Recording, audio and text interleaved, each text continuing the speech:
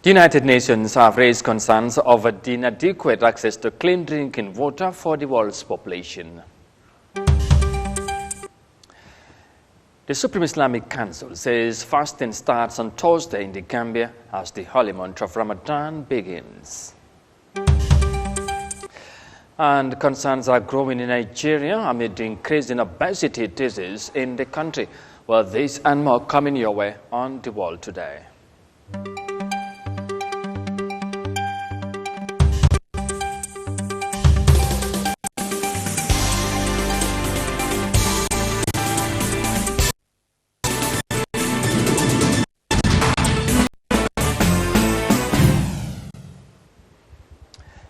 This is Eyeafrica TV and you are watching the World Today News Bulletin coming to you live from our studios in Banjul.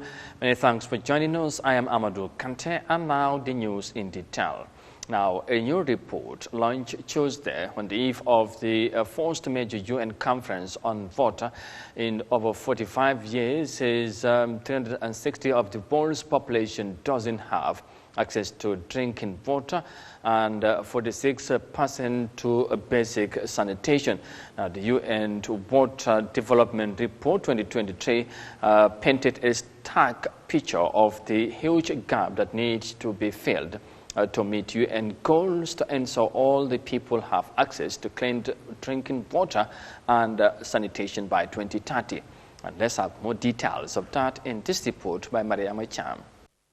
The United Nations Water Report also highlighted that 10% of the global population currently lives in areas that are highly or critical water stress.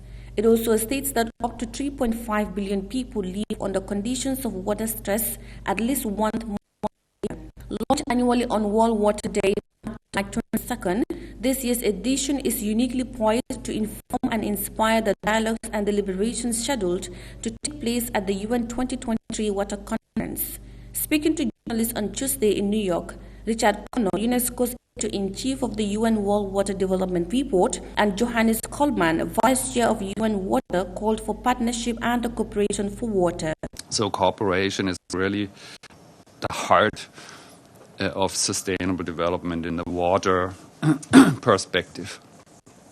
We also need that because the global trade is connected through water. So we are trading 1,500 square kilometers of water every year. My home country is Germany. If you would pour that effect, this virtual water on my home country, you would have a 4-meter high every year water all over the country. Coleman continued that water is a global common good which some people don't want to understand because they believe that water belongs to them. The 2023 UN Water Conference, co-hosted by the Netherlands and Tajikistan, will be held at the UN headquarters in New York from March 22nd to 24th. Coleman as well emphasized the importance and the will-be outcomes of the ongoing conference in New York. We believe water belongs to us, but nobody has a problem to say the ocean is a global public good or the air. But the water cycle is the same. It connects, it goes. We can stop it in a dam for a year or two. We can use it, but it will eventually come back to the global water cycle. So we need to invest with that in our minds. And here I come to the outcomes of the conference. I think this conference is really important to sharpen a couple of these foundational awarenesses that you need to transform our water action agenda that we will have from the conference. So there will be lots of commitments, but we need to make sure that these commitments transform the way we invest in water. The conference will bring heads of state and government, ministers and stakeholders across all different sectors together to achieve internationally agreed goals, including Sustainable Development Goals 6 of the United Nations 2030 Agenda for a Fairer Future, ensuring access to safe water, sanitation and hygiene for all. Reporting for Eyeafrica News, I am Yahya Jammeh. Now, coming back home, the Supreme Islamic Council on Tuesday evening announced that fasting will begin in the Gambia on Thursday, 23rd March 2023. This announcement was made following a close consultation with the Imam Rabtib of Banjul, the Fatwa and Moon Sighting Committee under the leadership of Dr. Mbai Kebe, and the regional committees that the crescent or mooned for Ramadan 1444 or 2023 has not been cited in the Gambia and its neighboring countries, thus declaring Thursday as the first day of the blessed month of Ramadan. Yahya Jammeh, again, the details in this report. The Council is hereby announcing that the recent month of Ramadan has not been cited anywhere in the regions of the Gambia. Therefore, Thursday, the 23rd of March 2023 is declared to be the beginning of the month of Ramadan. Thereupon, the Gambia Supreme Islamic Council congratulates the President of the Republic of the Gambia, His Excellency Adama Barrow, its government and people of the Gambia on auspicious occasion, praying to Allah to accept our devotion and grant us the great success. Signed by Sheikh Isa Dabo, President of the Gambia Supreme Islamic Council. This declaration by the Supreme Islamic Council paved the way for the Gambia to join millions of Muslims around the world for the beginning of fast during the holy month of Ramadan for a period of 29 or 30 days. During Ramadan, Muslims also refrain from eating, drinking, smoking, and having sexual intercourse from sunrise until sunset. Even a tiny sip of water or a puff of smoke is enough to invalidate the fast. At night, family and friends gather and feast in a festive atmosphere. Each year, people in the Gambia observe the holy month of Ramadan, the fasting month, which is the 9th month of the Muslim lunar year, and it is the 4th pillar of Islam. It has double significance as this is the month that the Holy Quran was revealed to Prophet Muhammad, peace be upon him, and that night has been called the night of power, Laylatul Qadr. Devoted Gambian Muslims strive to make themselves pure, especially during this month, through ritual and spiritual observances. It is considered rude form to eat or drink during the day in public while others abstain from food or drink. If a Muslim keeps the fast during Ramadan, it means sins he committed the previous year are forgiven. The month ends with special festivities on the Eid al-Fitr day of feasting called Qarite, when families and friends truly rejoice for having completed the commandment of Allah by successful abstinence and by zikr, remembrance of Allah at all times. Reporting for Eyeafrica News, I am Yahya Jammeh. Now, moving on, elsewhere in the continent, Somalia and Sudan recently held their first investment forum in Mogadishu, which aims to promote trading activities between the two countries. The event organizers, the Somalia Investment Promotion Office, says such a forum will allow Sudanese investors to explore the Somali market. Now, delegates from more than 40 Sudanese companies participated in the forum, and authorities believe that the improved security situation in Somalia could further expand investment between the two nations. Let's have more details of that in this report. Following 2 days of discussions on trade and investment, Somalia and Sudan signed agreement that will allow the business community from both sides to explore potential areas. Somalia's Investment Promotion Office says there is a great opportunity for investors from Sudan to tap into Somali market. We are looking several low-hanging sectors to look into, potentially for Sudanese investors to consider.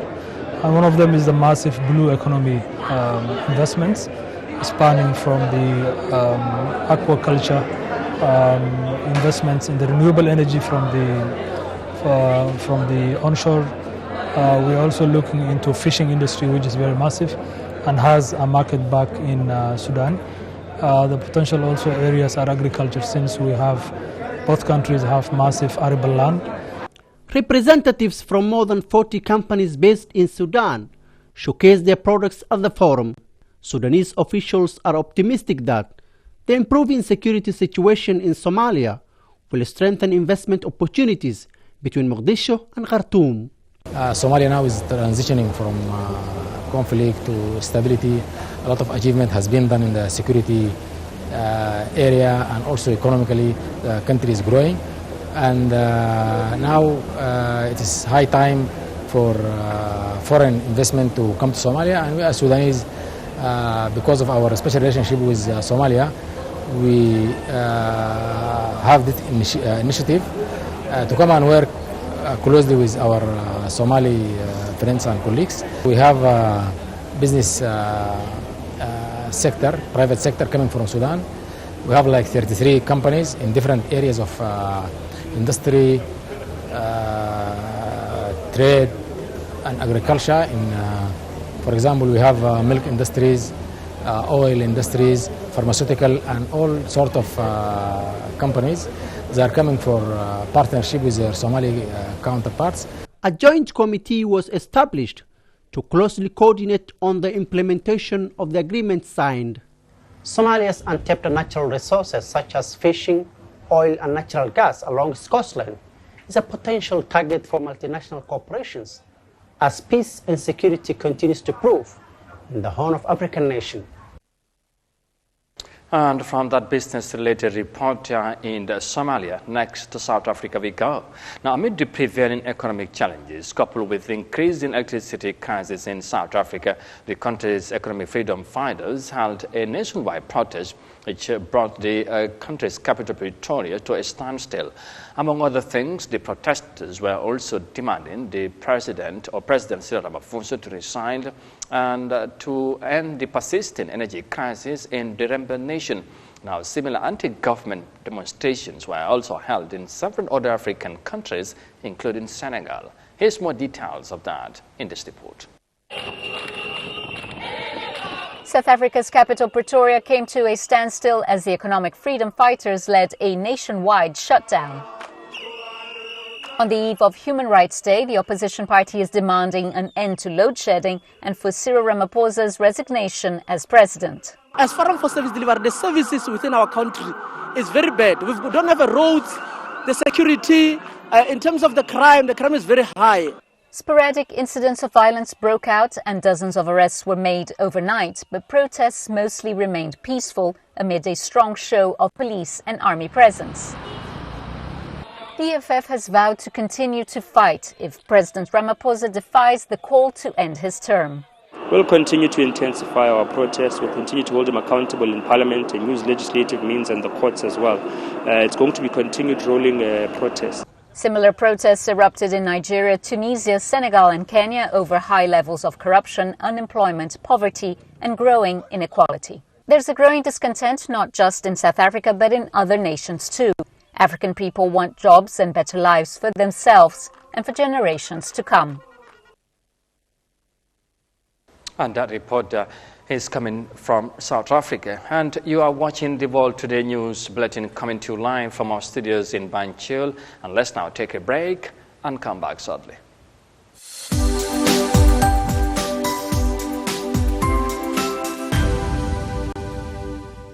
South Africa Global is the first and biggest private estate developer in the Gambia and presence in 7 other African countries. We take pride in leading innovation in all spheres of real estate sector in the Gambia and beyond. As such, we are launching the development of the first smart and modern office and retail towers in the Gambia called TAF Twins. The TAF Twins is located in the heart of the Kanifing institutional area and 10 minutes drive away from Banjul. TAF Twins is designed to have 5 floors of office spaces ranging from 50 square meters to over 1,000 square meters with 2 elevators, central air conditioning, 24 hours electricity and water supply, with the ground floor reserved for banking, supermarket, restaurant and coffee shop. For your bookings and reservations, please call now on 376-2333 or 776-2333. Thank you.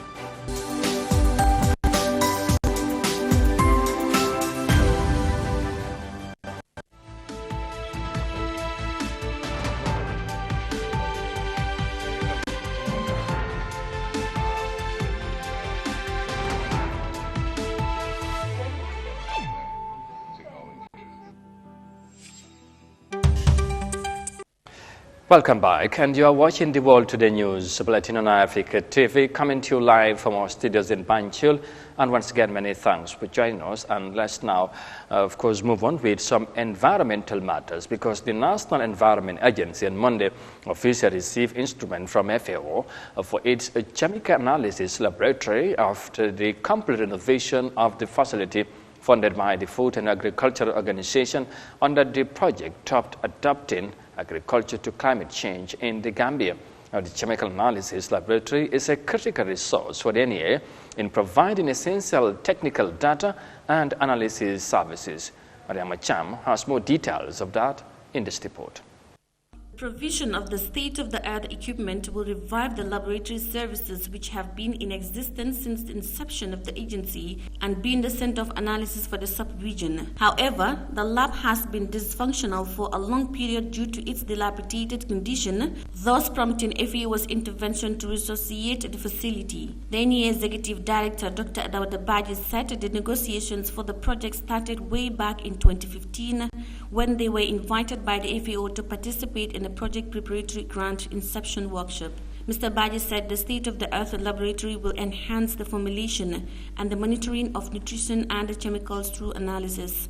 Strengthening the quality control laboratory through the support of FAO project, adapting agriculture to climate change with the state-of-the-art equipment will enhance its capacity to carry out pesticide formulation as well as monitor nutrition and chemical profiles of diverse crops and varieties through residual analysis, which is pivotal to making informed decisions on the use of agrochemicals.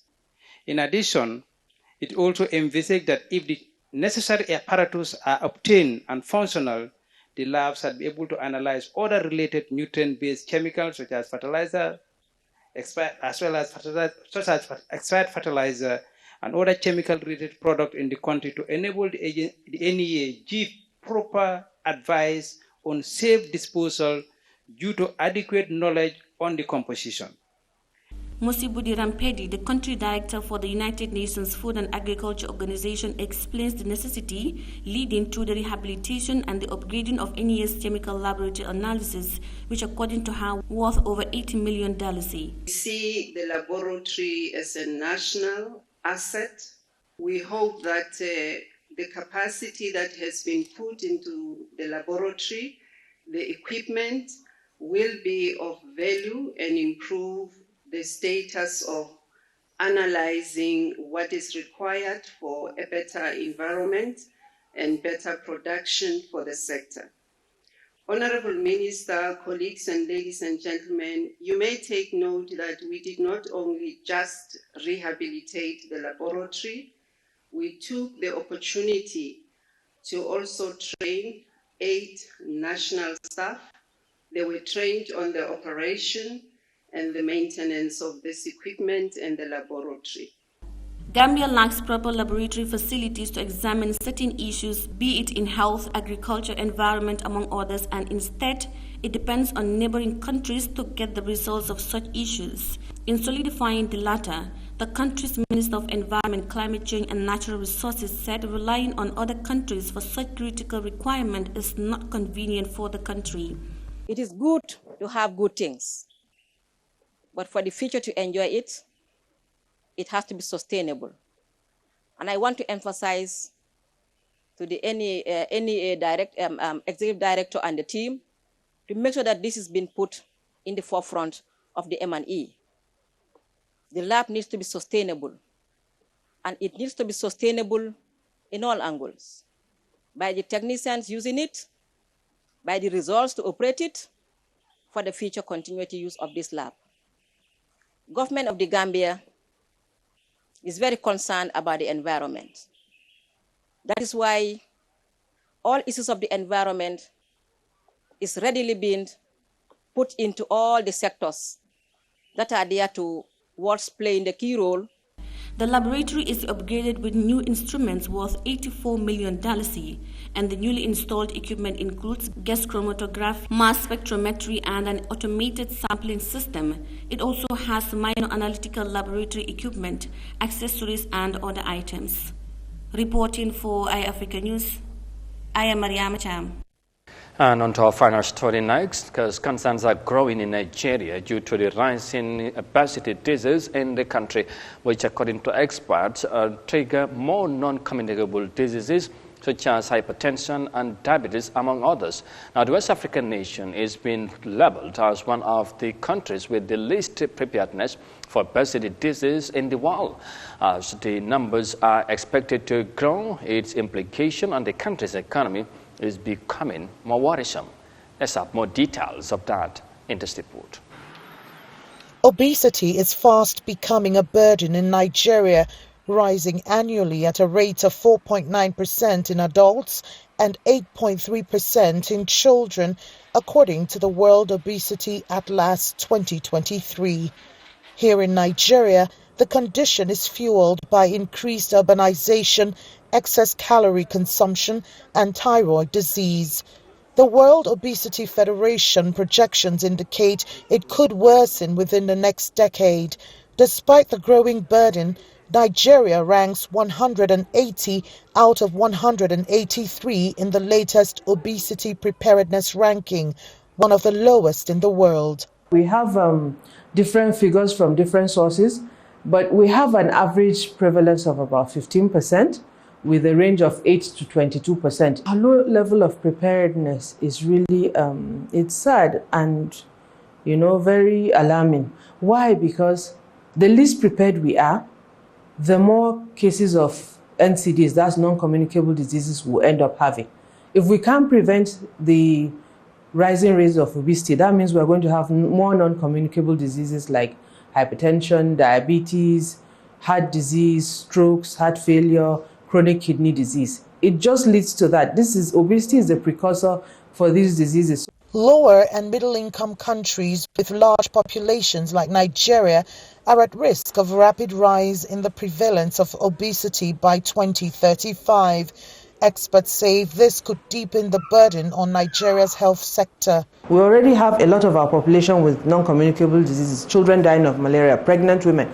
And yes, I forgot to mention hepatitis too. That's a communicable disease with a large burden. Then you come in and add these communicable diseases. I mean, we are really in trouble. The global economic impact of obesity is expected to hit $370 billion a year by 2035, a huge burden for world economies. The necessary action is also to look at the cost implication. And where 370 billion is projected to be a liability to an economy, no nation can now take it easily, because the phantom of the discovery is that this amount must be sourced within the economy, because if it is not sourced within those economies, then definitely the borrowing style of monetary provisions will be highly challenging. The World Obesity Federation ranking assessed countries' responses to non-communicable diseases and obesity. While all 10 of the most prepared countries are in Europe, 8 of the 10 least prepared countries are on the continent of Africa, with calls for governments and institutions to pay more attention to measures around taming obesity and other non-communicable diseases. And that health-related report is coming from the Nigerian capital, Abuja. And with that, we now bring this news edition to an end. But for more details on this and other stories, as always, as ever, you can visit on our website on Eyeafrica.tv. But for now, many thanks for the pleasure of your company. Thanks for watching. Stay safe and do have a pleasant evening. Bye for now.